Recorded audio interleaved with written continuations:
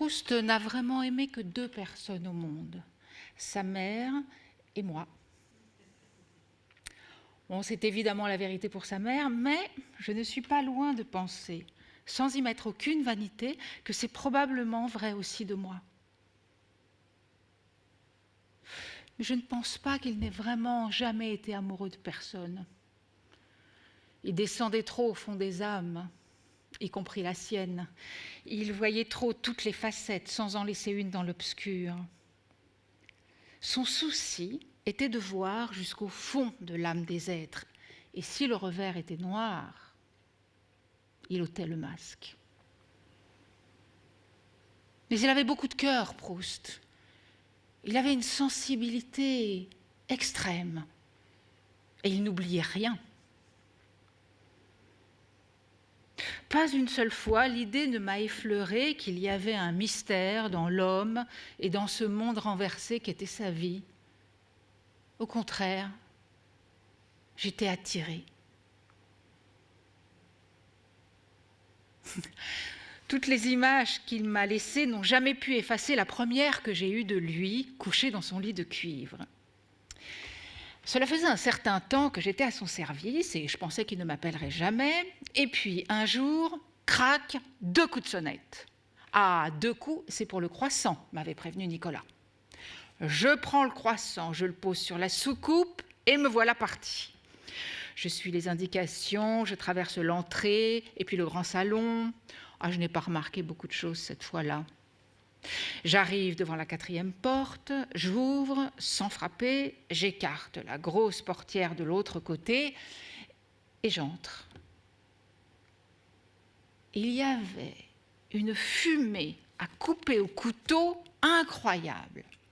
Nicolas m'avait prévenu qu'à son réveil, M. Proust faisait brûler de la poudre de fumigation parce qu'il souffrait terriblement de l'asthme, mais je ne m'attendais pas à ce nuage.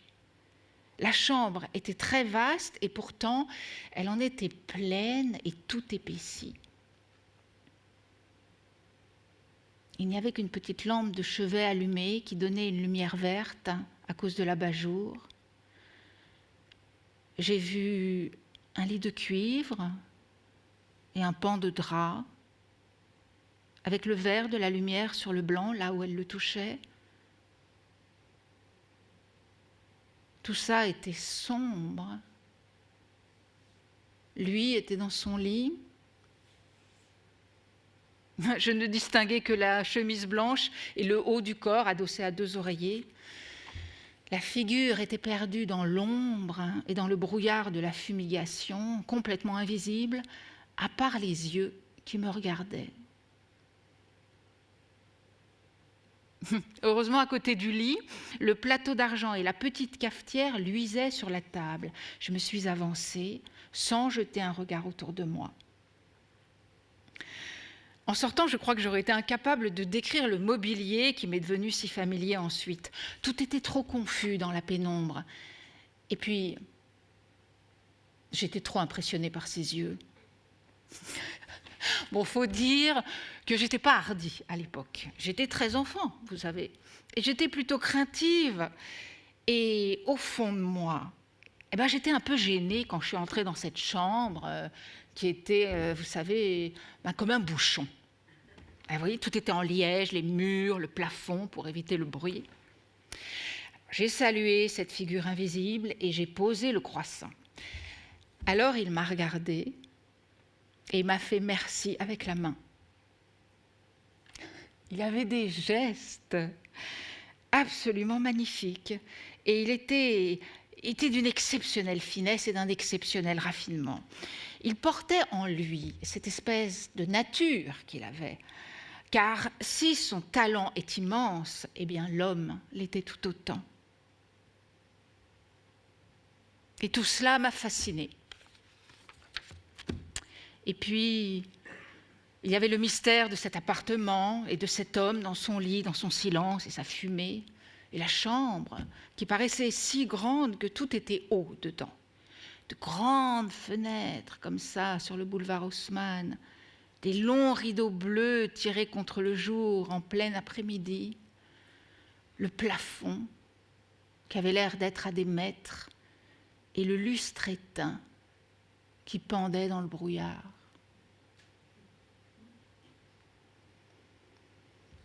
J'ai appris le respect du silence pendant qu'il se reposait ou qu'il travaillait, l'attente avant son réveil dans l'après-midi ou avant son retour dans la nuit quand il était sorti. J'ai commencé mon premier entraînement aux nuits. Bon, ce n'était pas encore l'éveil jusqu'à 8 ou 9 heures du matin, mais en règle générale, je ne me couchais pas avant minuit ou 1 heure. Tout ça demeure dans ma mémoire comme cela devait être alors. Une sorte de confusion, comme quand on entre dans une vie qui vous change de tout ce qu'on a connu, avec en plus la fascination d'un personnage comme on n'imaginait pas qu'il pût en exister un. Et qui devient, avec une douceur plus grande que toutes les forces, le centre de cette vie. Tantôt tout près par sa bonté, sa délicatesse, et tantôt très loin dans la réflexion de sa pensée. 10 années, c'est pas si long, mais c'était Monsieur Proust. Et ces 10 années chez lui, avec lui, eh bien c'est toute une vie pour moi. Et je remercie le destin de me l'avoir donnée parce que je n'aurais pas pu rêver d'une vie plus belle. Je ne me rendais pas compte à quel point. J'étais contente d'être là. Quand je lui disais, il avait son petit œil scrutateur, à la fois taquin et gentil, et il répondait « Voyons, chère Céleste, vivre tout le temps la nuit, ici, avec un malade, ça doit être bien triste. » Et moi, je protestais. Et il s'amusait. Il avait deviné bien avant moi ce que cette existence représentait pour moi. C'est difficile à exprimer. C'était son charme, son sourire, sa façon de parler avec sa petite main contre la joue. Il donnait le ton, comme une chanson. Quand la vie s'est arrêtée pour lui, elle s'est arrêtée pour moi aussi. J'ai beaucoup aimé Proust. J'ai aimé cette vie. Cette vie a été pour moi, vous savez, une chose, mais parce que vraiment, c'est le destin qui m'a amenée là. Qui aurait pu croire, quand il m'a dit, après la mobilisation de Nicolas, on était en 1914, je ne peux pas rester seule avec une femme près de moi, ce n'est pas décent, mais c'est la guerre et je n'ai personne. Je vous demande donc de vous installer ici. J'ai dit très bien. Madame, je vous remercie infiniment, lui toujours couché, d'avoir bien voulu condescendre à soigner un malade. Vous ne savez rien faire, je le sais. Je ne vous demanderai rien d'autre que mon café. Et moi, je trouvais la vie chez Proust une merveille. Je n'ai jamais eu une vie aussi heureuse que chez lui parce que tout m'enchantait. Il y avait des fois où j'étais morte de fatigue, mais je ne le sentais pas, parce que pas une seconde je ne m'ennuyais. J'avais le désir d'aller au-devant de ce qui lui faisait plaisir. Quand il voulait un livre, avant de me l'avoir demandé, j'avais vu par son œil qu'il le voulait. Oui, monsieur, j'ai vu, voilà. Mais enfin, Céleste, comment avez-vous fait pour le deviner ? Eh bien, j'aurais été bien en peine de l'expliquer, vous savez. Je le suivais tellement. J'étais en prise dans cette affaire. Alors, il me trouvait commode, évidemment. Et puis, j'étais jeune. J'étais comme une espèce de fleur bleue. Je lui renvoyais ma réflexion naturellement. Alors, il riait, je l'amusais. Et moi, qui ne savais rien faire, et c'était vrai, il avait raison, eh bien, je suis restée pour toujours. Je suis devenue presque indispensable. Bon, non, indispensable, c'est beaucoup dire. Quoi qu'il l'a dit à mon mari, il lui a dit, si Céleste part, je ne pourrai plus écrire.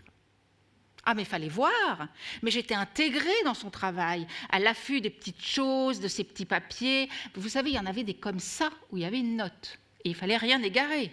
Il ne rangeait rien. Une de mes fiertés est de l'avoir tiré d'affaire dans le problème de ses ajouts. Il ajoutait, sans cesse en corrigeant. Alors un jour, il m'appelle, j'arrive et il me dit « Ouh !» Et c'est ça, oui. « Ouh ! Comme je suis ennuyée, ma chère Céleste, je suis à bout d'ennui. »« Qu'est-ce qui vous arrive, monsieur ?» ?»« Eh bien, toutes mes marges sont pleines. J'ai encore des corrections à faire, beaucoup de choses à ajouter et je ne sais pas comment m'en tirer. J'ajouterai bien des feuillets volants, mais quand tout cela ira chez le typographe, il va en mettre partout et s'y perdre, ça n'aura plus aucun sens. Ouh, mais comment faire ? Ah, ben monsieur, si c'est ça, c'est pas difficile. Mais comment, Céleste, c'est pas difficile ? Mais bien sûr, monsieur, ce n'est pas difficile. Vous allez écrire tous vos feuillets volants. Mais vous me laisserez un petit bout de blanc en bas. Et moi, je vous collerai bien adroitement le feuillet et nous le replierons. Le typographe qui arrivera là sera bien obligé de déplier votre ruban et de prendre les phrases à la suite. Oh, mais ce n'est pas possible, mais comme je suis content, mais vous croyez que vous pouvez faire ça? Chère Céleste, je suis sauvée. Mais alors, une joie, vous savez, mais vraiment extraordinaire. Il était si heureux qu'il a raconté autour de lui que j'étais une femme extraordinaire, que j'avais résolu son problème, que je collais ses feuillets et que ça ne se voyait pas. Et c'est comme ça que les cahiers de manuscrits ont gonflé. Il y en a un célèbre que l'on a montré dans des expositions et qui a un ruban de ce genre replié en accordéon. Eh bien, déplié, il fait 1,40 m. Je l'ai connu les 10 ans où il a travaillé, où il n'est presque pas sorti. À mon avis, son œuvre était construite dans des cahiers qui étaient déjà là quand je suis arrivée. Il y en avait 32 empilés comme ça, bien droit sur le coin de sa commode. Ah ben oui, c'était haut comme ça, hein, vous savez, parce qu'ils n'étaient pas très minces. Et alors, vous me passez le numéro un tel, vous me passez le numéro...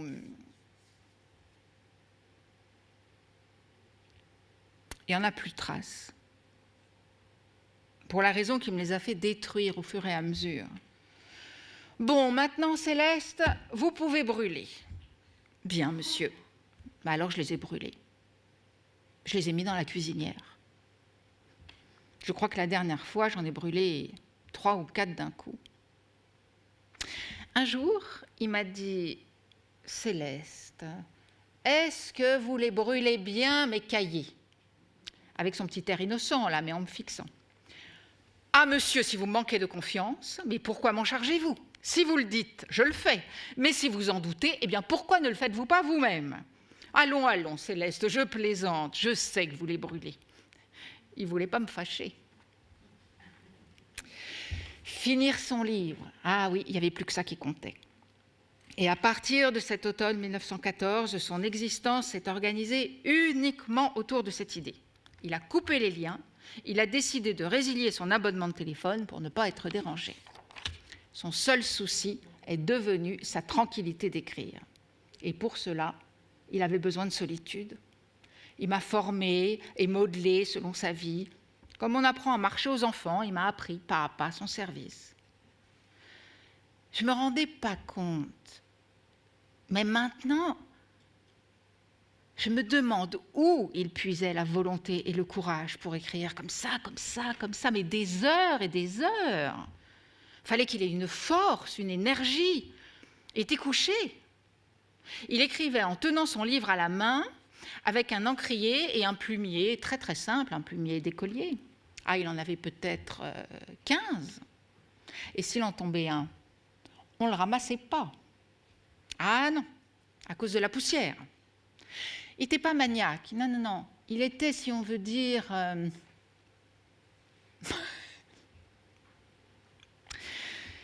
Il écrivait vite. Ouh, ah oui. Et le soir, quand j'arrivais, il était épuisé.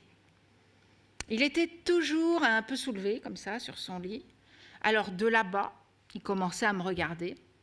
« Oh, je suis fatigué, Céleste. » Il appuyait comme ça sur les F. « Je suis fatigué. »« Tenez, 1, 2, 3. » Il me montrait toutes les pages qu'il avait écrites. « Ah, ce soir, ça a très bien marché. Vous savez, j'ai bien travaillé. C'est pas mal du tout ce que j'ai écrit. » Et d'autres fois, il me disait que ça valait rien. Je ne suis pas content de moi. Et pourquoi, monsieur? Non. Il ne prolongeait pas. Les pages étaient là, devant lui, couvertes de ratures, et cette fois, il ne me les tendait pas. Et monsieur, ça ira mieux demain. Et son regard me caressait d'un tel remerciement que oui, la récompense, c'était d'être là, près de lui.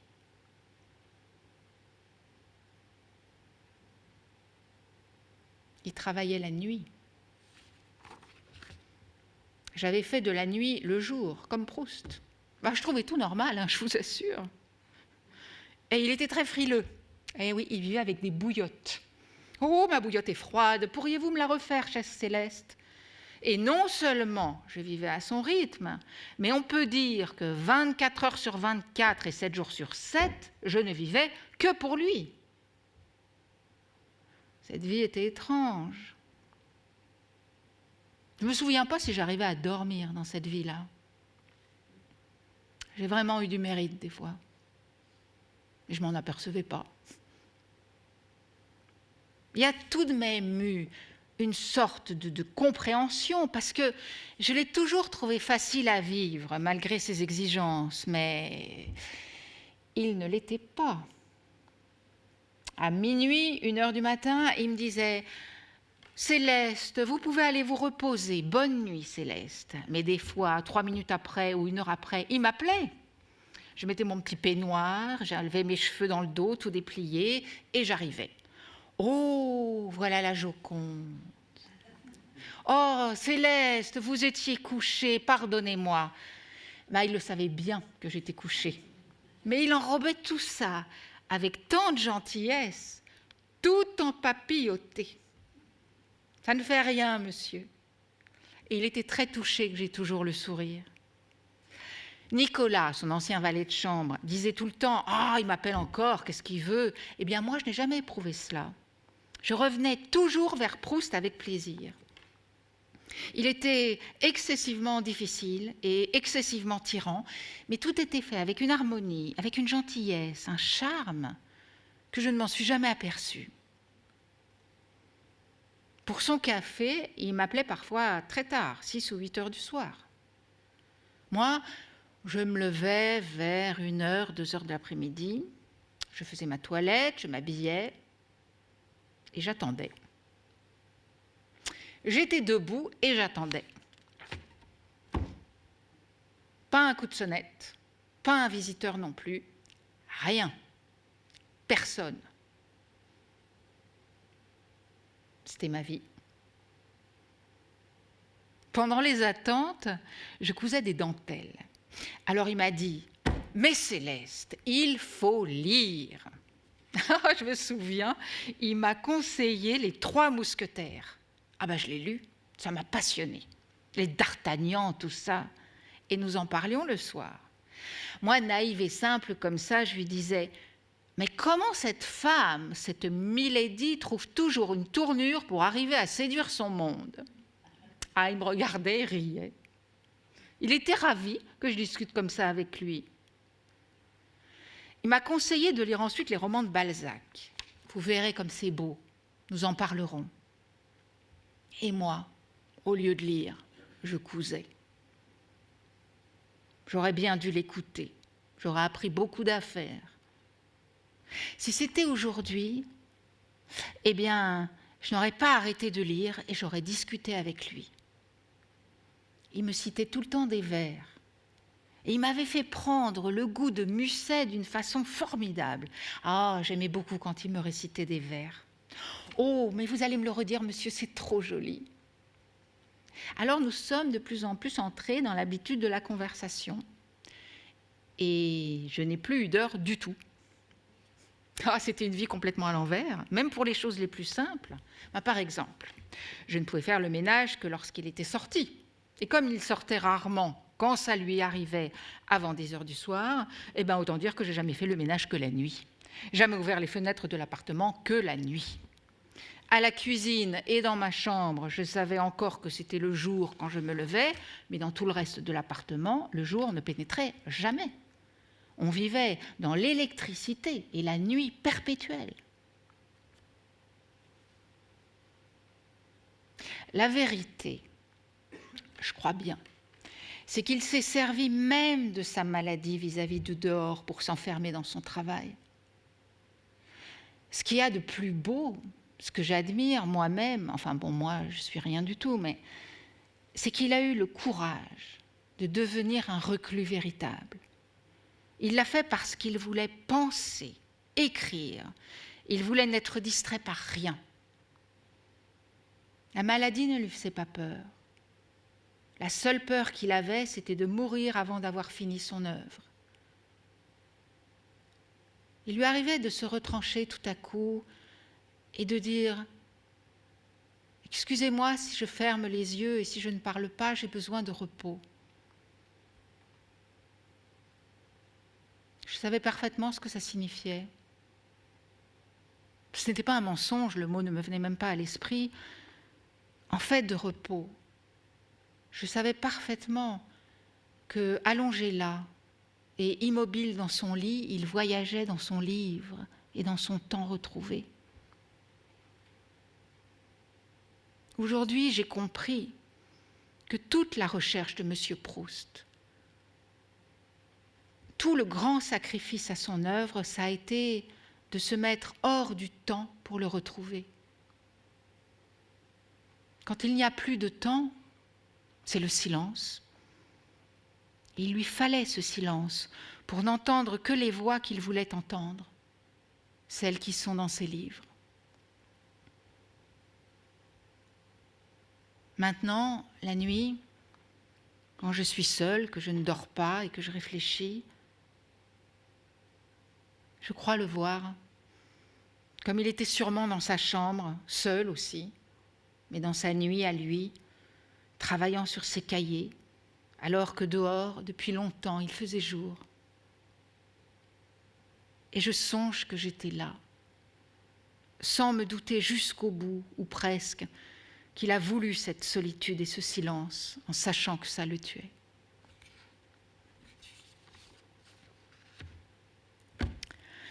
Au fond, nous étions un peu orphelins tous les deux. Lui, ses parents morts, ses amis dispersés, et moi, ma famille au loin, mon mari à la guerre. Nous avions nos veillées, pour ainsi dire, sauf que comme la nuit était le jour, elle commençait en général vers 2 ou 3 heures du matin, quand elle rentrait d'une sortie. À chaque fois, il en rapportait de la pâture pour au moins 2 de nos veillées. Quand il sortait, c'était terrible le travail que j'avais. Comme il ne rangeait rien, ne ramassait jamais rien, il y avait le lit à déblayer, les journaux, les papiers, les porte-plumes tombés ou jetés, les mouchoirs, les tâches finies, j'attendais le retour. Ah, il n'a jamais eu une clé dans sa poche. Quand il rentrait, je savais, avant qu'il ait dit ouf, s'il était content ou pas. Rien qu'à la coiffure de son chapeau. Quand il était content, le chapeau était bien coiffé et légèrement relevé sur le front. Sinon, il était planté comme un furieux et un peu rabattu sur les yeux. Il arrivait toujours avec un beau sourire et un merci. Il y avait entre nous un petit rite. Il disait sur le palier « Et alors ?» Et je répondais « Et alors ? Vous voilà, monsieur !»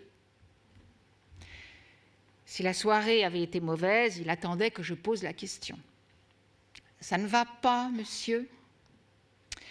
Ah, ma chère Céleste, si vous saviez comme je regrette d'y être allée. Quand je pense que j'ai été perdre une soirée, je me suis ennuyée à un point. Moi qui suis à court de temps, j'aurais mieux fait de travailler. Enfin. Ah, mais si la soirée était bonne, alors là, c'était magnifique. C'était comme une espèce de provision qu'il avait en lui-même. Il était content et ça se voyait. De l'intérieur, son visage était allumé de gaieté.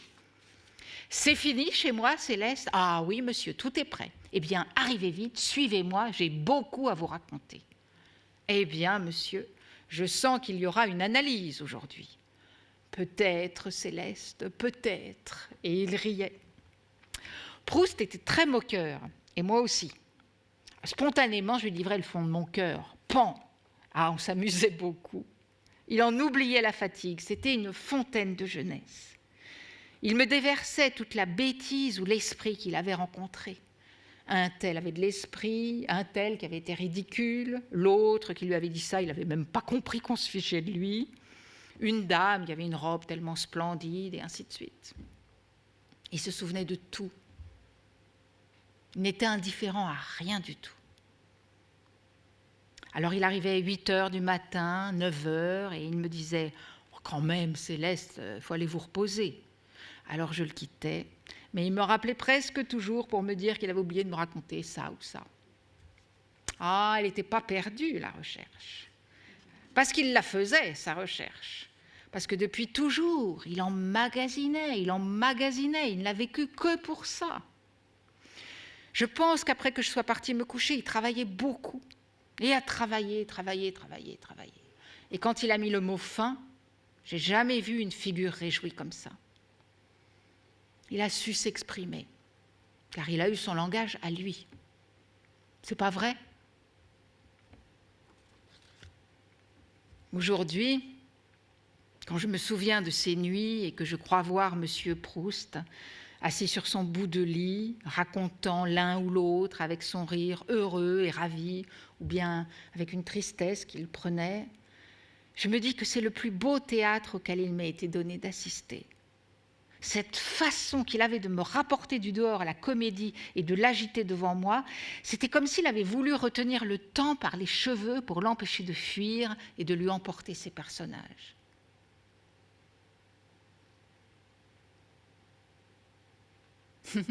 Une nuit, j'étais chez lui depuis 3 ou 4 ans, il m'a dit « Céleste, vous devriez écrire votre journal. » Oh, une petite moquerie, une nouvelle, monsieur, comme vous aimez en faire, mais pas du tout, Céleste. Personne ne me connaît comme vous. Personne ne sait tout ce que je fais. Et quand je serai mort, vous vendrez votre journal plus que moi mon livre. Ah, mais si. Si, il se vendra comme des petits pains et vous gagnerez une énorme fortune. Si vous voulez, Céleste, vous l'écrivez et je vous le commenterai.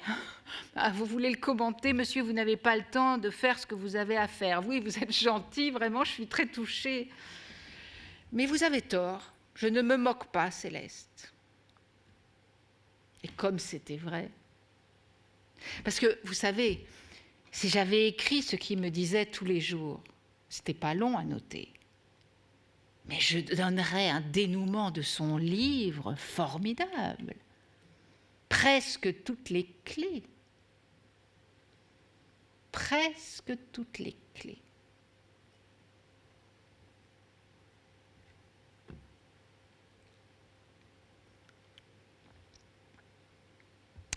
La guerre a beaucoup facilité la familiarité entre Proust et moi et elle a aidé au grand changement dans sa vie vers la réclusion. Les fêtes, les réceptions, les dîners mondains, c'était fini. À cette époque, il avait une curieuse attitude envers moi. D'un côté, il y avait sa sollicitude, il insistait pour que j'aille m'abriter à la cave pendant les alertes. Je vous dis d'y aller, Céleste. Enfin, s'il arrivait un accident, je l'aurais sur la conscience. Avez-vous jamais pensé que si une de leurs bombes venait à mettre le feu, mais nous flamberions dans mon liège, comme des torches? Et quand je protestais que je ne voulais pas descendre dans ce trou et que je préférais encore griller avec lui, il me répondait « Mais moi, ça n'aurait aucune importance. D'abord, je suis un grand malade, et puis tout ce que j'ai entrepris serait détruit. Mais vous êtes jeune. » Et en même temps, il avait un tel oubli du danger qu'il trouvait tout naturel, dans ses impatiences, que les choses soient faites, de m'envoyer sillonner en pleine nuit les rues dans l'obscurité, sans même penser que j'étais une femme. Mais moi non plus, finalement, ça ne m'étonnait pas. Du moment qu'il me le demandait. J'étais dans une telle béatitude avec cet homme que ça devait me rendre aussi un petit peu inconsciente. C'est à ce moment-là qu'il a commencé à m'interroger beaucoup. Il voulait tout savoir sur moi, sur ma famille, et principalement sur mon enfance. Parce que c'est là que tout se fait. Le paradis comme l'enfer. « Oh, monsieur, je me demande pourquoi je vous raconte tout ça. Je dois vous ennuyer à toujours parler de mon enfance et de mon village. » « Ah non, pas du tout, Céleste. Je vais même vous faire une confidence. Je voudrais écrire un livre sur vous. » « Ah, mais vous vous moquez encore de moi? Mais non, non, non, non, non. Voyez-vous, Céleste, si j'écrivais ce livre, on y apprendrait beaucoup. On y verrait que ce que vous avez en vous ne vous appartient pas. Et c'est ça qu'il y a de plus passionnant chez les êtres humains. Savoir d'où nous vient ce que nous sommes. Vous avez une belle âme, mais de qui la tenez-vous? Voilà ce que je voudrais savoir. Et moi, comme il me fascinait avec sa manière d'écouter, la joue posée sur la main, les yeux tantôt pleins de douceur, tantôt brillants d'amusement, mais toujours attentif par derrière, comme s'il avait déjà été en train de transformer en écriture ce qu'on disait. Et bien moi, je parlais. Il était très intéressé par mes frères, qui étaient 4. Le second avait épousé une nièce de l'archevêque de Tours, Monsieur Nègre. Peu de temps après, il me montre un petit poème qu'il avait écrit et qu'il me lit avec un air de se moquer de moi. Grande, fine, belle, un peu maigre, tantôt lasse, tantôt allègre, charmant les princes comme la pègre, lançant à Marcel un mot aigre, lui rendant pour le miel le vinaigre, spirituelle, agile, intègre, telle est la nièce de Nègre. Et il riait comme un enfant. Ah, mais qu'en dites-vous, Céleste? Ah, c'est bien, non? À moi, il me plaît. Je vous le donne. Oh, monsieur, vous m'arrangez? Le vinaigre. Oh, mais Céleste, belle. Et charmant les princes. Et spirituel, agile, intègre. Nous le mettrons dans mon livre. Il en aurait battu des mains. Il a tenu parole. C'est dans son livre. Je n'ai jamais su combien d'heures il dormait, ni même s'il dormait. Et il ne mangeait rien. Jamais entendu parler de personne d'autre qui ait vécu des années avec 2 bols de café au lait et 2 croissants par jour. Mais pourquoi ne mangez-vous pas, monsieur? Comment voulez-vous tenir à ce régime? Céleste, examinez bien la chose. Quand on a fait un bon repas, on ne peut pas travailler, on est lourd. On n'est pas l'esprit libre, n'est-ce pas? Monsieur, écoutez, quand maman allait à l'école, elle m'a dit qu'il y avait une sœur converse qui avait peur de toujours trop donner à manger aux élèves. Et elle disait, allez les enfants, ne mangez pas trop, comme ça vous aurez l'esprit libre et la santé durable. Eh bien, vous ressemblez à la sœur converse. Il riait. Mais c'est vrai, Céleste, quand on a mangé, on ne peut pas travailler. C'est un peu vrai. Mais il a exagéré.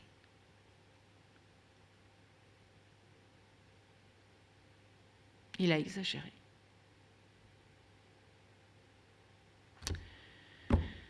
Je disais ce que je pensais, sans sortir de ma place. Il y a toujours eu une sorte de distance comme ça.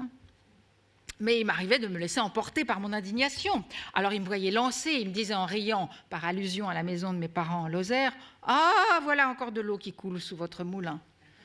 Et s'il me voyait contrarié parce qu'il m'avait reproché son café ou une compote qu'il avait trouvée infecte ce jour-là, il se corrigeait lui-même doucement. « Ma chère Céleste, ne le prenez pas sur ce ton-là. Vous m'avez mal compris. Je vous ai seulement dit que je trouvais cela infect. Ça ne signifie pas que ça le soit. »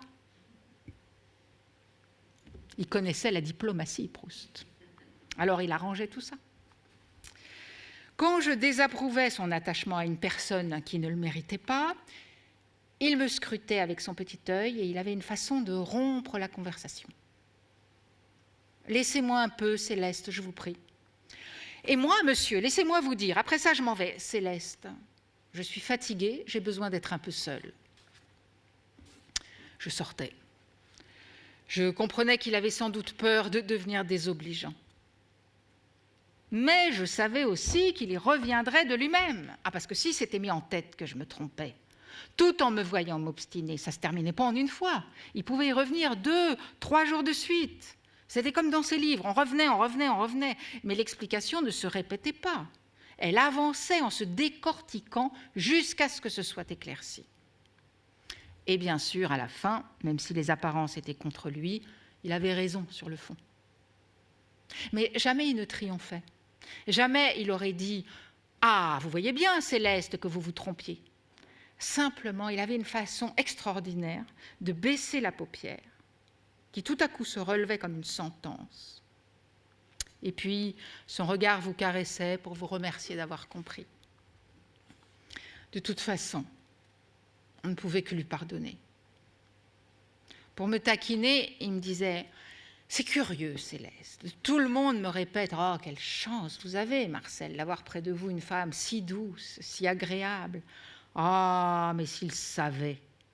En vérité, je ne connais pas de cascade qui déballe plus vite que vous. » Mais ensuite, il rachetait la taquinerie. « Tous mes amis vous connaissent. Je leur dis qui vous êtes. Tous vous aiment bien. Vous verrez. » Et il avait un tel sourire quand il complimentait que j'en étais toute délassée.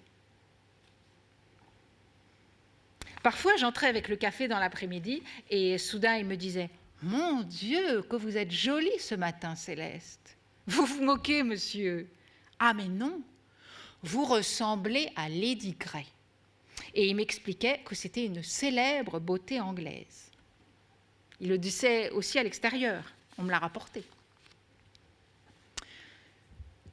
Une fois, je lui ai posé la question de savoir s'il mettait une différence entre un amour platonique et un amour charnel.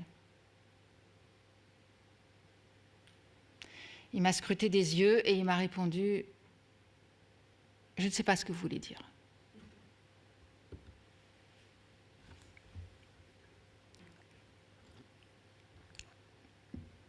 Tous les matins, il lisait les journaux. Tous. Il suivait tout, la politique, la bourse, les arts, la littérature. Et il me commentait les grands traits, pour votre éducation. Il me montrait les dessins de l'illustrateur du Figaro. Oh, il me les expliquait parce que je ne comprenais pas forcément toute l'allusion. Regardez, Céleste, c'est pas mal. Et c'était pareil pour les articles politiques. Ah, il suivait tout de très près. Ah, moi, ça m'intéressait, mais c'était fou, je buvais du petit lait. Oh, je lui disais, c'est dommage, monsieur. Avec l'œil et la finesse que vous tenez de votre mère, quel ambassadeur ou quel ministre vous auriez fait. Il se sentait incompris par sa famille. Son père n'a jamais cru à sa vocation d'écrivain. Fais ce que tu voudras, même si ça ne te rapporte rien, mais je veux que tu fasses quelque chose. Et il se mettait en colère contre Marcel parce qu'il ne voulait pas prendre une carrière. Et il disait à sa femme, enfin, on ne peut pas le laisser comme ça, avec une vie de mondain, vous en ferez un fainéant. Il avait horreur de penser qu'il était paresseux. Le pire, c'était que son grand-père, le père de Madame Proust, s'y mettait. Ah, vous n'en ferez rien de ce petit, il est trop gâté, il faut l'obliger à faire quelque chose. Qu'est-ce que ça veut dire comme ça d'aller à droite, à gauche? Bon, Madame Proust ne voulait pas que son fils soit grondé. Elle l'a couvé. Il était malade quand même. Elle disait à son mari, « Prends patience, mon petit docteur, tout s'arrangera. »« Ah, je ne m'en occupe plus, fais ce que tu voudras. » Et un beau jour, il n'a plus fait de réflexion à son fils. Il était gâté. Ils l'ont pourri tous. Sa mère faisait tout ce qu'il voulait. Et ce qu'il voulait, fallait qu'il l'ait. Vous savez, cet être, qu'on aurait dit plutôt craintif, eh ben, il fonçait là-dedans, mais dans tout ce qu'il voulait. Ah oui. Et quand il y a eu l'affaire Dreyfus, il s'est brouillé avec son père. Il a pris part à cette affaire dès le début, de façon acharnée. Il a suivi le procès, il m'a raconté tout en détail. Il prônait Émile Zola et tous les défenseurs de Dreyfus pour leur courage. Tout de suite, il avait percé le mensonge et l'injustice dans le procès et la condamnation. Il m'a dit, j'ai été 8 jours sans parler à papa parce qu'il était contre moi. Et je lui disais, papa, tu verras que j'avais raison. Quand j'ai commencé à travailler pour M. Proust, du côté de chez Swann venait juste de paraître chez Grasset. La NRF, qui avait refusé le manuscrit, a fait campagne de désespoir d'avoir raté ça. Et Gallimard et les autres ont commencé les frais pour essayer de rattraper la chose. Alors Proust m'a dit « Céleste, on n'a jamais lu mon manuscrit, on n'a jamais ouvert mon paquet chez Gallimard, ça, je peux vous l'assurer. Parce que, si artiste que vous soyez, pour refaire le petit nœud au même endroit, eh bien, c'est difficile.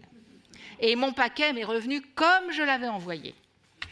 C'est Gide qui a dit à Bibesco « Notre maison ne publie pas des choses d'un dandy mondain comme ça. » C'est mon camélia qui leur a fait croire que j'étais un bon à rien. Voilà la conclusion. C'est vrai hein, qu'on le représente toujours avec son camélia. Ah, je trouvais très drôle quand il racontait tout ça. Il le disait avec une telle gentillesse. Les approches de l'équipe de la NRF ont duré 2 ans. Et c'est là que M. Proust a commencé à bien rire, et ça, je peux vous en parler en connaissance de cause, parce que j'y ai assisté. Jacques Rivière, le directeur de la revue, était furibard qu'ils aient laissé partir l'œuvre de Proust ailleurs. Il était gentil, Rivière. Il était intimidé par Proust, mais Proust l'aimait beaucoup. Alors, le comité de la NRF a exprimé par lettre son repentir. Et voilà, le Gallimard et tout le monde voulaient qu'il vienne. Gide lui-même a fait son chemin de Canossa et est venu se frapper la poitrine boulevard Haussmann. Oh, le dandy mondain les intéresse à présent. Eh bien, Céleste, laissons le temps. Il disait en riant, je les tiens et je les laisserai bien venir. Mais comme un enfant, vous savez, il y avait sa malice. Ah, je riais aussi parce qu'il me tenait dans l'axe, en quelque sorte, de sa manière de faire. De son lit, il dirigeait toute la manœuvre. Et qu'est-ce qu'il y a eu comme démarche? Gide, Rivière, il y avait Copeau aussi dans le jeu. Et M.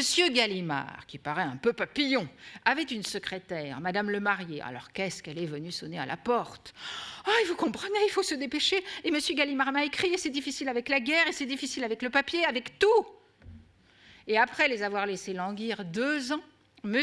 Proust a décidé que le moment était venu de faire la paix avec la Nouvelle Revue française. Gide lui avait écrit. Il confessait avoir été beaucoup responsable, oui, c'est le moins qu'on puisse dire, du refus de Swann, et il déclarait se délecter à présent du livre. « Depuis quelques jours, je ne quitte plus votre livre, je m'en sursature avec délice. Je m'y vautre. » Alors là, je pense que c'est un des moments de sa vie où il s'est le plus amusé. « Céleste, j'ai écrit à M. André Gide pour faire la paix, puisqu'il semble croire que je suis en guerre avec lui. Vous allez prendre une voiture et porterez cette lettre directement chez lui. » Alors j'y vais, je sonne, une femme ouvre la porte. « Que voulez-vous ? Pourrais-je remettre cette lettre à M. Gide en personne, s'il vous plaît ? » « De la part de qui ? » Je lui donne le nom. Aussitôt, elle me dit « Attendez un instant, je vais prévenir M. Gide. » Gide est descendu tout de suite. Il a pris la grosse lettre et il m'a demandé s'il y avait une réponse. J'ai dit que oui. Il m'a fait asseoir. Je l'ai beaucoup regardé tout le temps que ça a duré. Il y avait quelque chose d'assez indéfinissable que je n'aimais pas dans son aspect, comme dans son visage, dans son regard. Quelque chose de pas vrai, une fausse sincérité. Bon, cela dit, très aimable. Alors, à mon retour, je fais mon rapport à M. Proust, car chaque fois que j'allais porter un message quelque part, il fallait toujours que je donne la description du décor et des personnes. Dites-moi un peu comment c'est, Villa Montmorency. Et il écoutait comme un enfant, avec un petit sourire sur le côté. Ah, il était très drôle. Alors, je lui ai décrit la petite porte, l'escalier, l'obscurité. Et qui vous a reçu? Je décris une paysanne, habillée comme était ma mère, avec une robe à fronce, simple comme ça. Il secoue lentement la tête. « Ah, Céleste, c'est cette pauvre Madame Gide qui me dit. » Et Monsieur Gide lui-même, comment l'avez-vous trouvé? « Ah, mais alors je n'aime pas cet homme, il ne me plaît pas du tout. » « Mais pourquoi, Céleste? » Il y a quelque chose qui est caché dans sa façon, un manque de franchise. Il a l'air d'un faux moine. Alors là, Proust a été pris d'un fou rire, et là-dessus, on a sonné, et c'est Gide qui arrivait. Je suis allée ouvrir, alors il était enveloppé dans sa cape de bure, qu'il n'a pas quittée, qu'il tenait avec sa main, comme ça, là, et sa tête, comme ça. Je l'ai fait entrer dans le petit salon, et j'ai prévenu M. Proust, le faux moine est là. Après son départ, M. Proust m'a fait revenir pour le récit. Il était triomphant. Il m'a raconté que Gide avait fait amende honorable. Oui, Monsieur Proust, je vous le confesse, c'est la plus grande erreur de ma vie. Oui, mais est-ce qu'il a ouvert le paquet? Ah non, Céleste, ça, il ne l'a pas ouvert, c'est sûr. Bon, en tout cas, le surnom de faux moine est resté dans nos conversations. Mais il était très heureux d'aller à la NRF. Et avec les jeunes filles en fleurs, ils ont lu Goncourt. Alors, fallait voir s'ils étaient contents. C'était le 11 décembre, il était vers 5 ou 6 heures du soir. On sonne, je vais ouvrir, je vois sur le palier un homme qui me dit être Gaston Gallimard. Vous savez la nouvelle? Ah non, laquelle? Monsieur Proust a eu le prix Goncourt, il faut que je le voie tout de suite. Oh, j'ai dit, ah c'est bien, je vais le voir. J'entre, je frappe et je dis, monsieur, quelle grande nouvelle, comme je suis contente. Quoi? Mais vous êtes pris Goncourt, monsieur Gallimard est dans une excitation terrible, il faut que vous le receviez, c'est absolument urgent. Il m'a regardé et il a seulement fait « Ah ». Je ne le recevrai pas, Céleste, je ne peux pas. Dites à monsieur Gallimard que je le remercie infiniment, mais qu'il vienne vers 10 heures ce soir ou demain. Alors Gallimard me dit « Ah mais c'est pas possible, mais ce n'est pas possible, parce que vous savez, mais il faut faire des tirages, il faut tirer, je sais pas combien il m'a dit, il faut que je prenne le train ce soir pour Deauville, le papier, etc. etc. » Je lui dis « Que voulez-vous? Il ne peut pas vous recevoir. »« Ah mais si, mais il faut qu'il me reçoive, mais c'est une affaire contre lui-même, mais c'est impossible, il faut que je le voie. » Et papa. Alors là, il m'en débite. Ah si vous l'aviez vu, je vous assure, il dormait pas. Alors, je m'en vais retrouver encore Monsieur Proust et je lui dis « Écoutez, il faut quand même que vous le receviez, parce qu'il faut qu'il prenne son train. Parce que pour le tirage, il n'a pas le papier qu'il veut, il a des difficultés. Allons, monsieur, faites un petit effort, je lui ai dit. Oh, eh bien, dites-lui d'entrer. Alors, j'ai été le chercher. Il n'est pas resté longtemps. Et je crois bien que c'est la seule fois qu'il l'a vu. Ce qui était drôle, c'était l'après-visite, après qu'il ait congédié Gallimard. Et vous savez maintenant, Céleste, je ne veux recevoir personne. Surtout pas les journalistes. Les journalistes sont tous des bandits. Fichez-les tous à la porte, je ne veux parler à personne. Et ne dites rien, surtout. Mais le prix Goncourt lui a fait très plaisir, il était très fier, très content. Il avait un don d'observation fabuleux et une mémoire implacable. Quand je m'en émerveillais, il me disait « Mais Céleste, ce n'est pas un don. C'est d'abord une tournure d'esprit qui se cultive et qui devient une habitude à la longue. Tout est noté là, Céleste. La vérité de la vie est dans l'observation et dans la mémoire. Sinon, elle ne fait que passer. J'ai mis toute mon observation et toute ma mémoire dans mes personnages pour qu'ils soient vrais. » Il y a eu un matin extraordinaire, enfin, un matin pour nous, donc une après-midi. Il était environ 4 heures lorsqu'il a sonné. J'ai tout de suite remarqué qu'il n'avait pas fait de fumigation en se réveillant. Il avait l'air très fatigué, mais il souriait en me regardant. Tout de suite, j'ai été frappée par la lumière de son expression. Comme j'arrivais près du lit, il a tourné un peu la tête vers moi et il a parlé. Et depuis que je vivais près de lui, c'est la première fois qu'il me parlait en se réveillant, avant sa tasse de café. « Bonjour Céleste. Vous savez qu'il est arrivé une grande chose cette nuit. » « Quoi donc? Devinez. » « Monsieur, je ne vois pas du tout ce que ça peut être, je ne peux pas deviner. » L'air tout heureux et rajeuni, il jubilait comme un enfant qui a fait un bon tour. Eh bien, chère Céleste, je vais vous le dire. C'est une grande nouvelle. Cette nuit, j'ai mis le mot fin. Et il a ajouté, toujours avec son sourire et cette lumière dans le regard, « Maintenant, je peux mourir. » Ah non, monsieur, ne parlons pas de cela. Je vois bien que vous êtes trop heureux. Mais tel que je vous connais, j'ai bien peur que nous n'ayons pas fini de coller les petits papiers, ni d'ajouter les corrections. Il a ri. Ça, Céleste, c'est autre chose. L'important est que désormais je ne suis plus inquiet. Mon œuvre peut paraître, je n'aurais pas donné ma vie pour rien.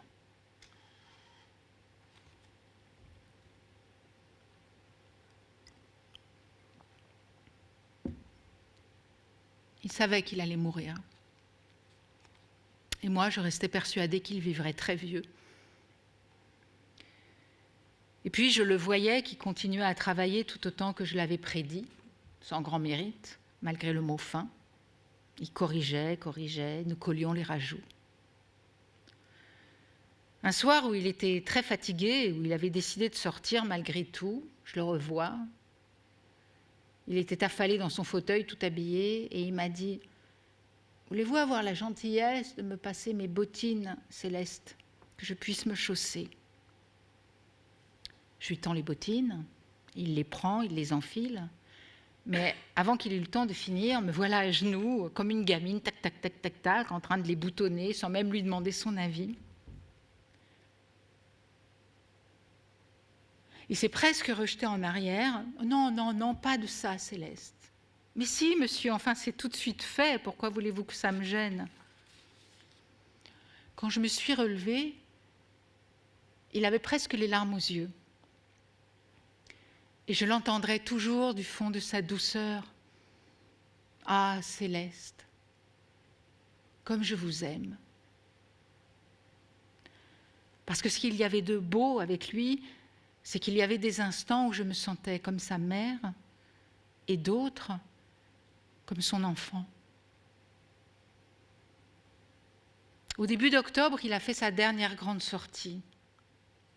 Je n'ai malheureusement pas gardé le souvenir du récit qu'il m'en a fait. J'en ai beaucoup de remords. C'est en sortant ce soir-là qu'il...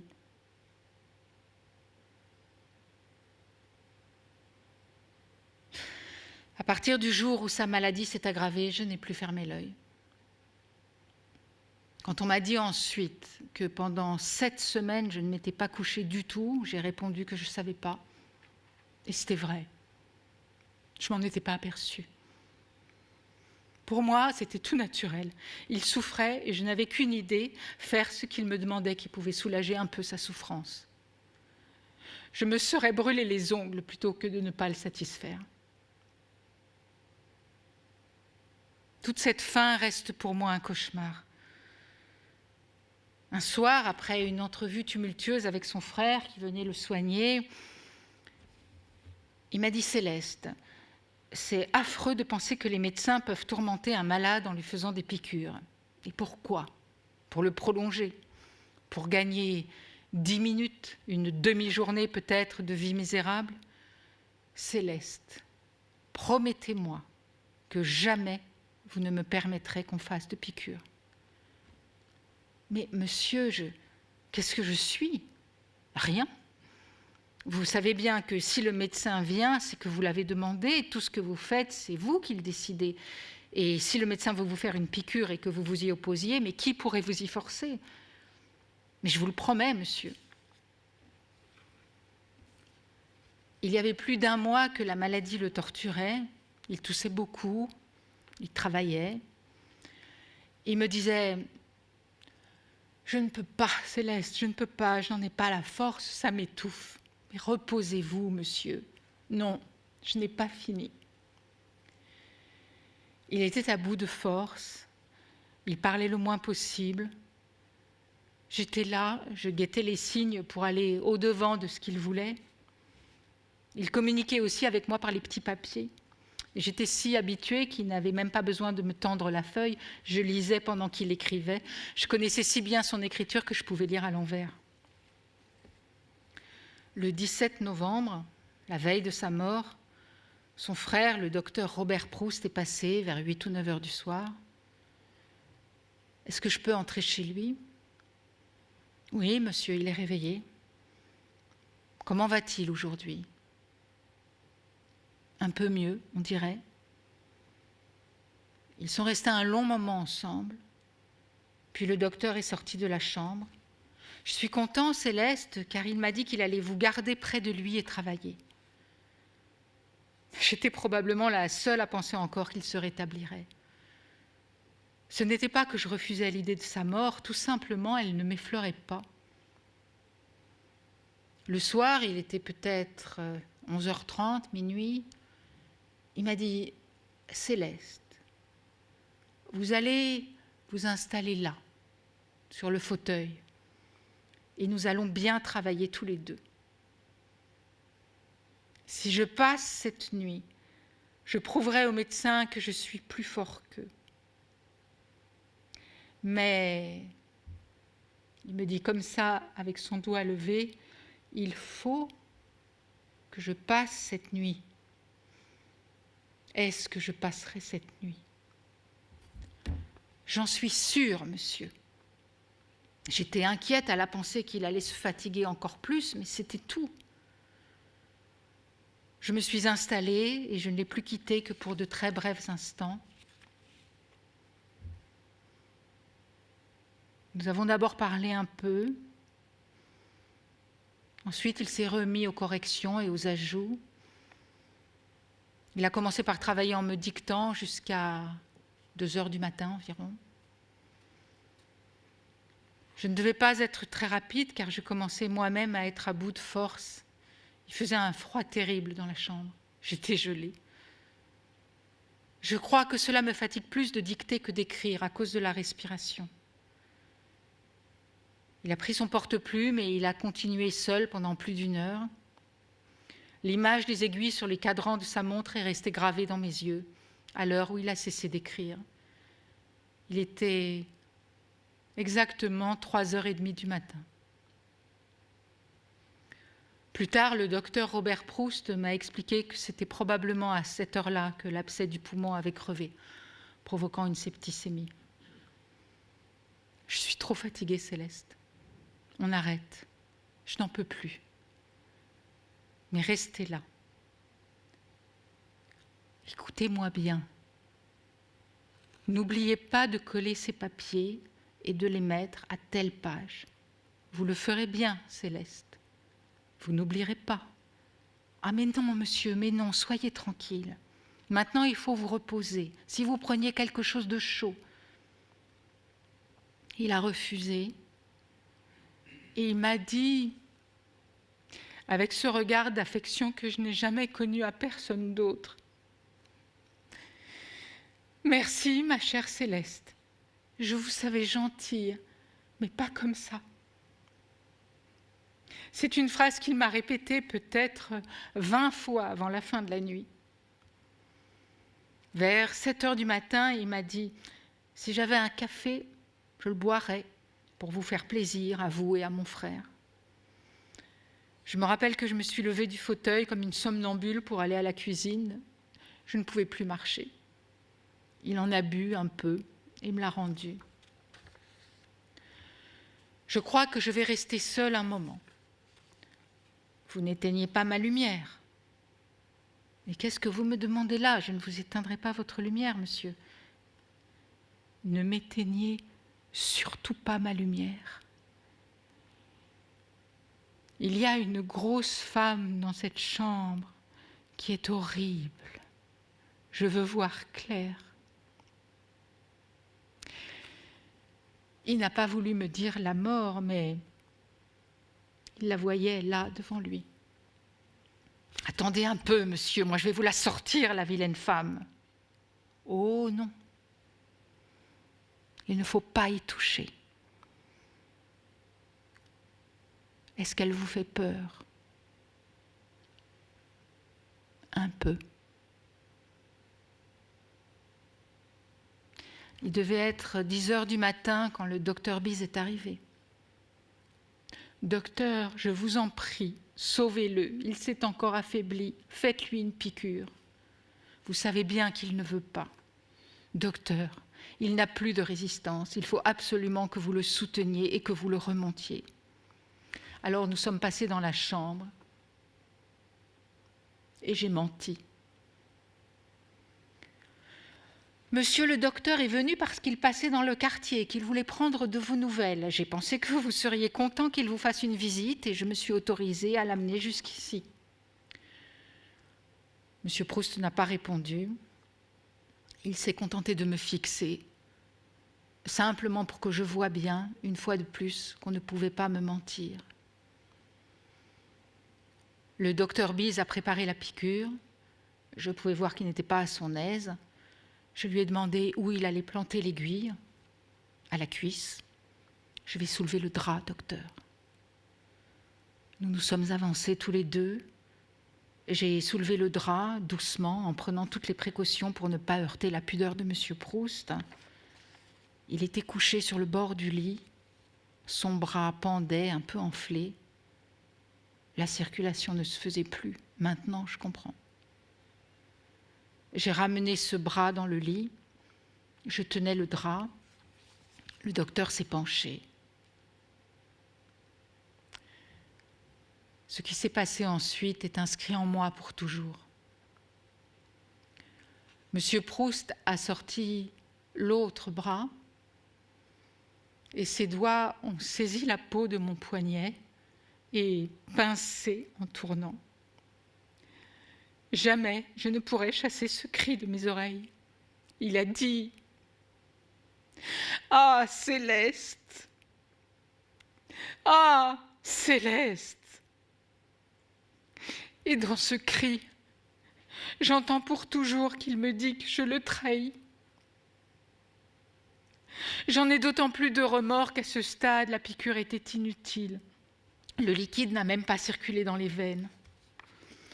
Presque aussitôt après, le frère de M. Proust est arrivé à son tour. Ils se sont consultés avec le docteur et ils ont décidé d'appeler le professeur Babinski, l'une des plus grandes autorités de l'époque. Les 3 médecins ont conféré dans la chambre. M. Proust entendait tout. J'étais là, je le voyais à ses yeux. Son frère a proposé de lui faire à son tour une piqûre intraveineuse de camphre. Le professeur Babinski l'a arrêté. « Non, mon cher Robert, ne le faites pas souffrir. Ce n'est plus la peine. » J'ai accompagné le docteur Babinski jusqu'à la porte de l'appartement. « Monsieur le professeur, vous allez bien le tirer de là. » Il était très ému. Il m'a pris les 2 mains. « Madame, je sais tout ce que vous avez fait pour lui. Ayez du courage. C'est fini. » Je suis revenue dans la chambre et je me suis tenue à côté du professeur Robert Proust. Il n'y avait plus que nous deux. Monsieur Proust ne nous quittait pas des yeux. Nous sommes restés environ 5 minutes.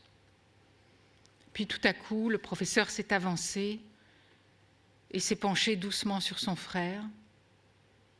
Il lui a fermé les paupières, alors que ses yeux étaient toujours tournés vers nous.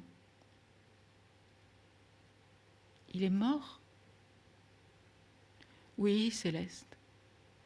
C'est fini. Il était 4h30.